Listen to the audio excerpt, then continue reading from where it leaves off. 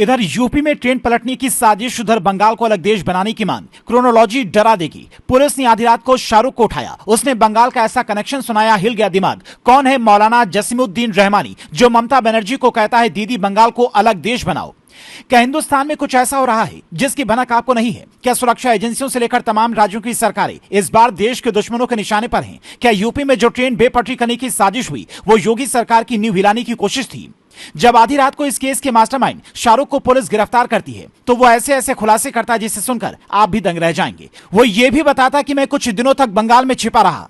अब बंगाल के अलावा क्या उसका कोई आका बांग्लादेश या पाकिस्तान में बैठा था, यह पता करने में पुलिस जुटी है। लेकिन उससे भी हैरान करने वाली बात तब सामने आती है जब बांग्लादेश का एक मौलाना ममता बनर्जी से बाकायदा अपील करता है कि दीदी बंगाल को आप अलग देश बनाओ, दोनों बंगाल मिलकर अलग बांग्लादेश बनाएंगे, आपका हम भरपूर साथ देंगे। ये कहने वाला मौलाना इतना खतरनाक है कि इसका सीधा संबंध अलकायदा जैसे ग्रुप से है। यह भारत का दुश्मन नंबर 1 है। पर बांग्लादेश से जैसे ही शेख हसीना की सरकार गई, इसे जेल से बाहर आने का मौका मिल गया और बाहर आते ही इसने 5 ऐसे एक्शन प्लान बताए जिससे सुनकर हर किसी के होश उड़ गए। दिल्ली में बैठे तमाम ऑफिसर्स इसकी कुंडली खंगालने लगे। साजिश नंबर 1, खालिस्तानियों का खुला समर्थन। जसीमुद्दीन रहमानी कहता है खालिस्तानी आंदोलन के लिए क्रांति का समय आ गया है, हम उनका भरपूर समर्थन करेंगे। साजिश नंबर 2, जम्मू कश्मीर पर बुरी नजर। अभियान चलाकर पाकिस्तान और अफगानिस्तान में जम्मू कश्मीर को शामिल कराएंगे, अलग मुल्क बनाएंगे। साजिश नंबर 3, बंगाल को अलग देश बनाएंगे।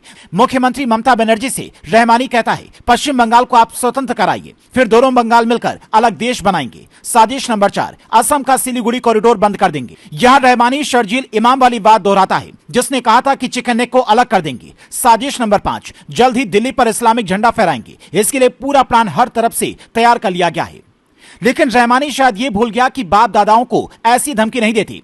भारतीय सेना को जिस दिन आदेश मिल गया उस दिन इसके जैसे भारत के दुश्मनों का क्या होगा वो दुनिया जानती है। इसलिए विदेश की धरती पर बैठकर ये भारत विरोधी बातें कर रहा है। हम आपको इसलिए ये बता रहे हैं ताकि सतर्क रहें, सावधान रहें। देश की सुरक्षा एजेंसियों के पास ऐसे तमाम वीडियोस बराबर पहुंचते हैं जिनके आधार पर एक्शन होता है। और जिस हिसाब से यूनिस सरकार ने रहमानी को जेल से बाहर निकाला है वो साफ बता रहा है कि बांग्लादेश के बिगड़ते हालात भारत के लिए कहीं से भी ठीक नहीं है। इसलिए विदेश मंत्री जयशंकर कहते हैं कि हम इस पर नजर बनाए हुए हैं।